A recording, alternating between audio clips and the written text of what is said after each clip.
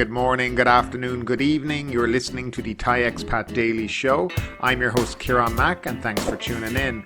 Don't forget to like this video if you're watching us on YouTube and please do subscribe.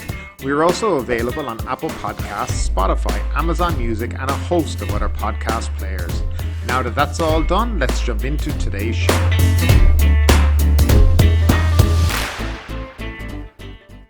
Well, hello there and welcome back to the Thai Expat Daily Show. Today is Tuesday, the 15th of March 2022, and we'll start off with the first story of the day, which is the water ritual is a health risk. Bow instead. The Public Health Ministry is advising the public to refrain from taking part in the Rodnam Ban Huay ceremony during the Songkran holiday, saying pouring water on other people's hands, especially the elderly, increases their risk of catching COVID-19. Songsap Akaslip, Director General of the Medical Services Department, yesterday urged people who plan to return to their hometown during the upcoming Thai New Year holiday to avoid partaking in the tradition to reduce the risk of infections among elderly family members. The department advises well-wishers to stay 1 meter away from their relatives and bow instead, Dr. Somsak said. The nation will take a 5-day break over the Songkran period this year from April 13th to 17th, and many people are expected to take the journey to their home provinces to celebrate with their families. The government has said it won't impose a ban on travel this year. Instead, it will roll out a nationwide campaign from March 21st to 31st to give 70% of the nation's 12 million senior citizens a third jab to better protect them from the virus, Dr. Somsak said. Despite reporting the most deaths from COVID-19 since the pandemic began, only 4 million Thais aged 60 and over have received a booster shot, or about 32% of the senior population, according to the ministry's data on Saturday. Out of the 66 deaths reported yesterday, 83% were senior citizens. And moving along, illegal border crossers caught in Mae Pa Sot. 53 Myanmar nationals were arrested at a security checkpoint in Mae Pa Sot district late on Sunday night and charged with illegal entry. A police military team stopped a 6-wheel truck for a search at Ban Huay Hin Fon checkpoint at Tak-Mae Sot Road in Tambon, Mae Pa. They found 31 men and 32 women hiding under bags of vegetables on the back of the truck. The truck was driven by a 31-year-old Thai man, identified only as Rat, who was accompanied by a woman called Beer, who was 33 years old. Police said the couple said they were being paid 30,000 baht to take the 53 Myanmar job seekers from Tambon Mae Kasa in Mae Sot to workplaces in Nakhon Sawan. The two were charged with providing help and shelter for foreigners who had entered the country illegally. The job seekers were handed over to Mae Sot police for legal proceedings and deportation. In a similar story, a fisheries official has been sacked for illegally smuggling migrants into Kanchanaburi. A fisheries department official has been sacked after he was caught red-handed with 3 illegal Myanmar border crossers in a fisheries vehicle in Kanchanaburi province. The Director General, Chalachemchai Suanrak, said on Monday he had signed an order dismissing Wutipong Sukmongkal 35 with immediate effect. Mr. Wutiwong was arrested by soldiers on Saturday for helping smuggling people into Thailand. Mr. Chalemkai also shunted Mr. Wutipong's supervisor, chief of the fisheries checkpoint at Bun Punam Ron in Muang district, to the head office in Bangkok, pending an investigation into whether other officials were involved. A security patrol on Saturday signalled the fisheries pickup driven by Mr. Wutipong to pull over for a search at Punam Ron checkpoint. It was coming from the border area with Myanmar. They found 3 Myanmar women who had illegally entered the country in the vehicle. The name of his supervisor was not disclosed. Now, this is a fairly common place here in Thailand.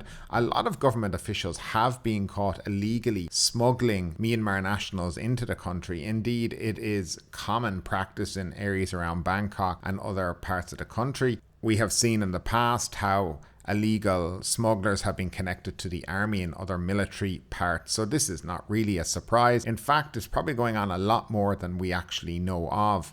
It's a shame that the government didn't take a tougher stance on this kind of thing and put an end to it. Create legal mechanisms for Myanmar nationals to come to the country that are not expensive and easy for them to do. Thailand is in desperate need of migrant workers at the moment, but it seems like the obstacles placed in front of them is very, very difficult and forcing them to enter the country on a not so legal basis. I think it's something they should look at and try to encourage them to take a more legal approach. But in order for that legal approach to be taken, the government need to reduce the amount of bureaucracy they put in front of these Myanmar nationals. It is for the benefit of both, I believe, that Thailand has a sufficient amount of migrant workers, because there are certain jobs in this country that I think a lot of us know when you're here, living here, that Thais simply will not do. And moving swiftly along, thousands of Russians scramble to leave Thailand as sanctions hit. Thousands of Russian tourists in Thailand are struggling to find a route home, officials said Sunday, as international sanctions imposed over the war in Ukraine hit holidaymakers. Russia's invasion in February provoked a host of international measures targeting businesses and banks, with some Russian carriers cancelling flights and global payment firms suspending services. Russia's tourists have been among the largest group of visitors to return to Thailand's beachside resorts since pandemic restrictions eased, but many now find themselves without a return ticket. The Deputy Governor of the Tourism Authority of Thailand said 3,100 Russians were stuck in Phuket, while just over 2,000 were in Samui and smaller numbers were in Krabi, Phania and Bangkok. The agency was working on helping those who wanted to return home, he said, including discussions on return flights, which could be regular or special flights. Russian tourist and mother of three, Evgenia Gazaskia, said her family discovered their return Aeroflot tickets had been cancelled. "We are very nervous because the children are very small. We don't have enough money to live here," said the 41-year-old psychologist who arrived from Moscow with her husband and children, aged 7, 4 and 2, on February 27th. "We want to go tomorrow to the airport, but I don't know what the situation will be," she said from Phuket, adding that they were supposed to fly home March 28th. She said while some people had their tickets replaced, others, including her family, had not been so lucky. "They say that they cannot do it and put the phone off," she said. While Thailand has not banned Russian flights, international airspace restrictions have seen some firms, such as Russia's flagship Aeroflot, cancelling services, leaving tourists to seek alternative routes, such as through the Middle East, with different carriers. Many tourists have been hit by Visa and MasterCard suspending operations. "We have seen instances of difficulty in card payments by Russians in Phuket due to how MasterCard and Visa have suspended services in Russia," said the president of the Phuket Tourism Association. He said officials were considering adopting the MIR system, a Russian electronic fund transfer structure, as well as digital currencies. Local communities across Thailand were also stepping in. "We will pay for water, electric, everything for them," said a representative of the Orthodox Church of Thailand, who said they were helping at least one family with 4 children stranded in Koh Samui. Pandemic travel curbs have hammered the kingdom's tourism-dominated economy, but 2022 saw a surge of visitors as restrictions eased. Around 23,000 Russians travelled to Thailand in January this year, according to the Tourism Authority of Thailand.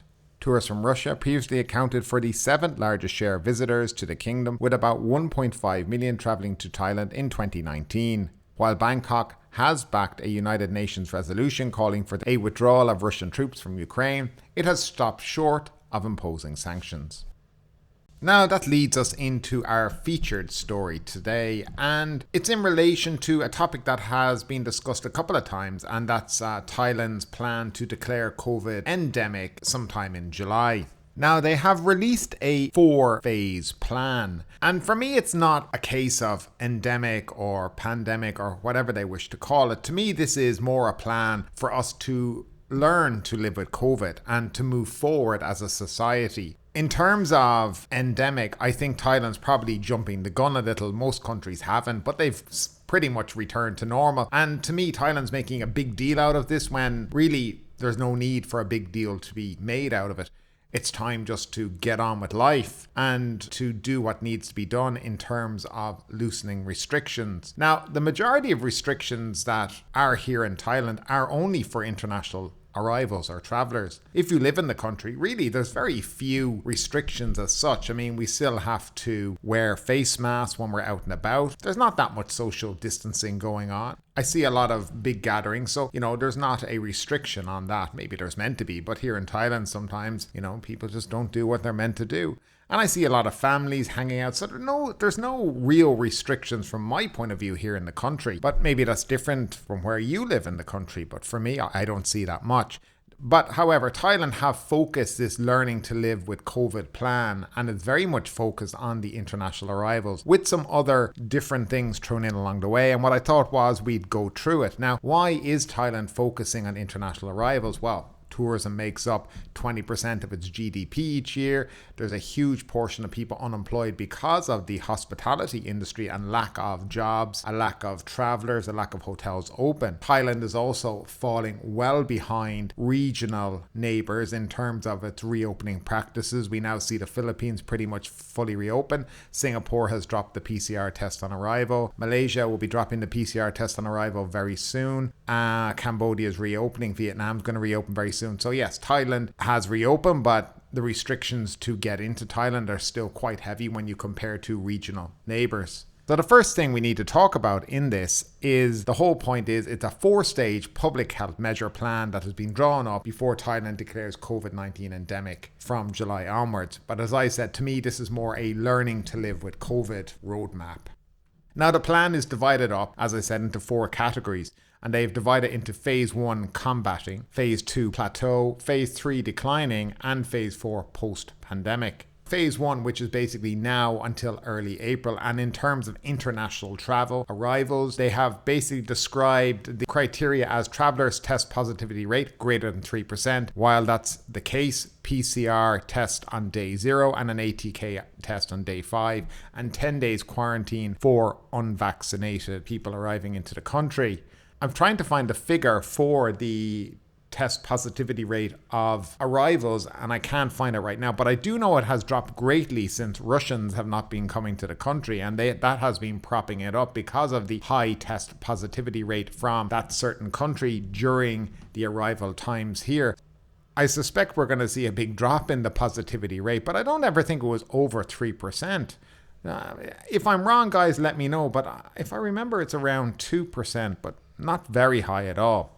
In terms of the day-to-day living in phase 1, we will continue to wear masks. There will be control over large public gatherings. Certain venues will be allowed to reopen by order of the CCSA. Now, phase 2, which will be from, I guess, early April until May, travelers test positivity rate between 1 and 3%. That means they're going to get rid of the PCR test, and it'll be an ATK test. That's a rapid antigen test for people outside of Thailand. They call them ATKs here. On day 0 and day 5. And unvaccinated travelers will have to do a 5-day quarantine. So that's a huge reduction coming next month. The PCR test on arrival will be gone, and then we'll be back to just the ATK arrival at the airport and then the ATK on day 5, and you're good to go. I think that will be a very positive step. Now, phase 3, which will be from, I guess, sometime around May to June. A traveller test positive rate of less than 1%. There will be no ATK test on arrival or on day 5. And there will be only an ATK test for people who are unvaccinated. So by phase 3, which will be kind of May to June, I would say mid-May to the end of June, we're probably going to see big changes in the international arrivals criteria, rules and regulations. I suspect the Thailand pass will probably be gone by May sometime, which will be a fantastic thing for people. I think a lot of people will be delighted that that bureaucracy and that kind of obstacle will be removed from international travel.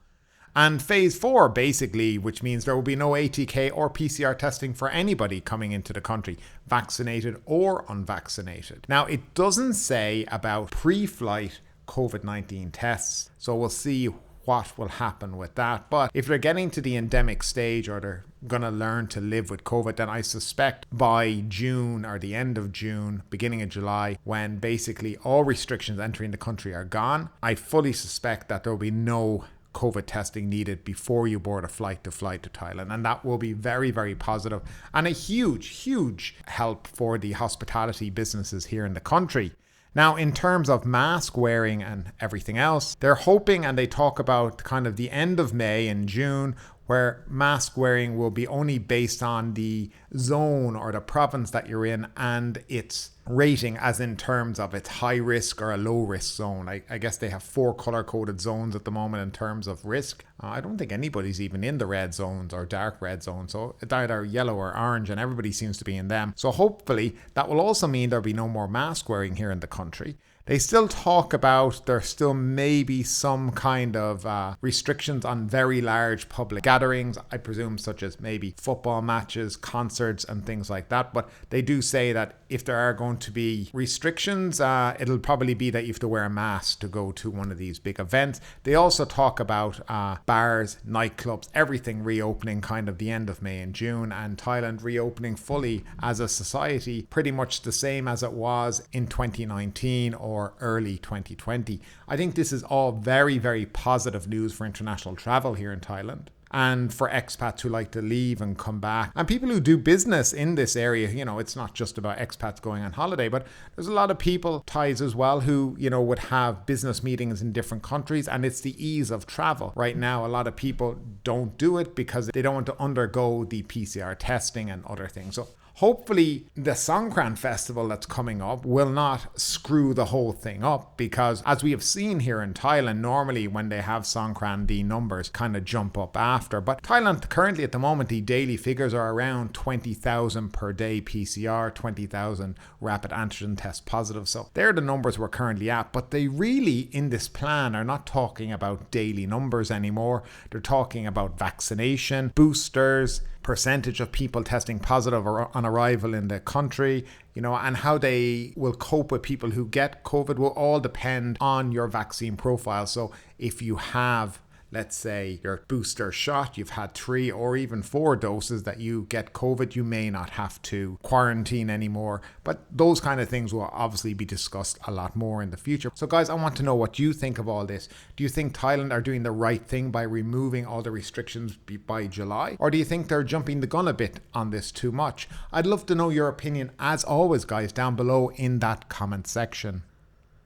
And circling back to a story that we covered last week on the Thai Expat Daily Show, F-35 purchase plan still needs US OK. Uncertainty remains over whether the United States will approve the Royal Thai Air Force's plan to purchase a fleet of F-35 fighter jets, according to sources.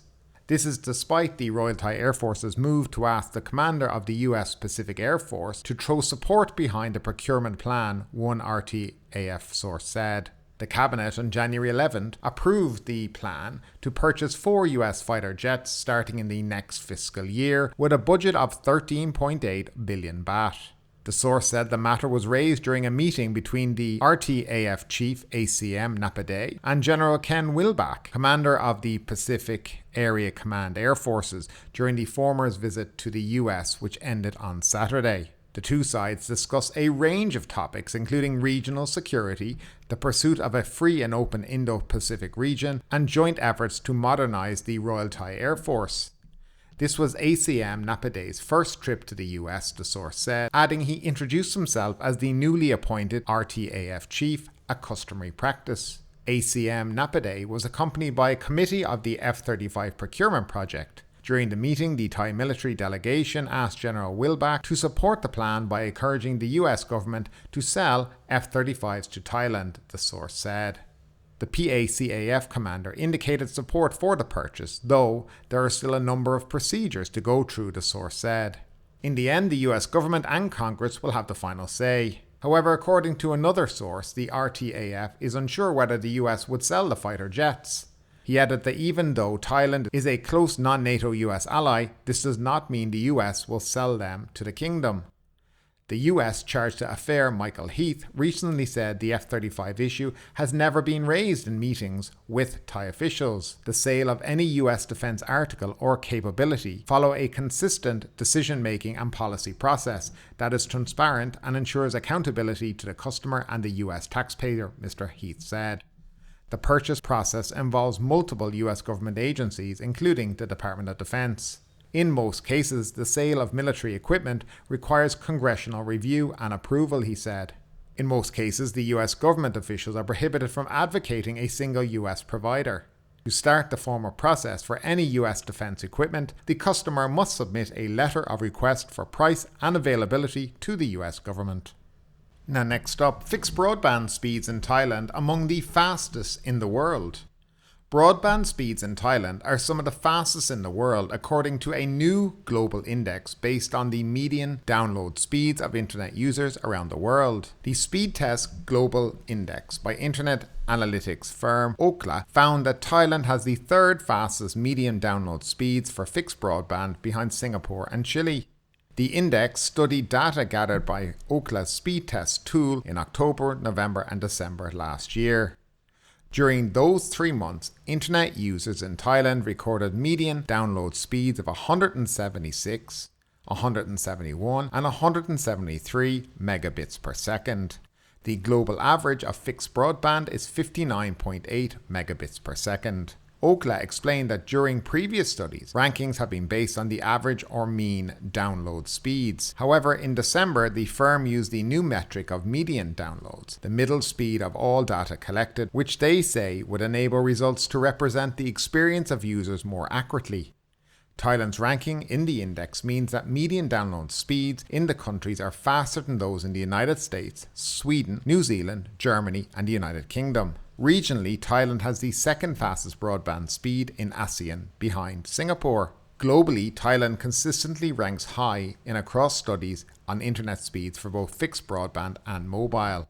Meanwhile, Ookla has also analysed mobile data speeds of internet users in Thailand. During Q3, Q4 2021, it compared 560,716 user-initiated 5G tests taken on speed test iOS and Android mobile apps from all major mobile carriers in Thailand. The data found that Thailand had a median mobile download speed of 226 megabits per second. AIS was found to offer the fastest mobile download speed with 294 megabits per second, followed by TrueMove 207 and DTAC 34.87 megabits per second. And finally, the Phuket News Daily Report. Phuket Heroines Festival in full flight. Victory Field in Ban Huay Hin Fon came alive last night as the performance of the historical drama recounting the tale of the Phuket heroines took to the stage for the first of 3 performances of the annual theatrical and light and sound show, including fireworks. Police nab gun-toting duo of thieves. Police have confirmed that they have successfully apprehended 2 men who robbed a young man at gunpoint in Kathu and who had previously stolen from a Burmese national last November. And finally, Phuket touted as a metaverse city. The Minister of Tourism and Sports and Ministry of Digital Economy and Society was in Phuket to lead discussions on the vision of establishing Phuket as a metaverse city. But ultimately, with this story or anything else that stood out to you today, I'd love to know your thoughts in the comments down below. Because yes, this is a news show, but it's also a conversation. Now keep that conversation going. Make sure you like this video, subscribe to the channel, share the video, and do all the good stuff that does help that YouTube algorithm. But ultimately, my name is Kieran Mack. You've been listening to the Thai Expat Daily Show, and we will see you next time.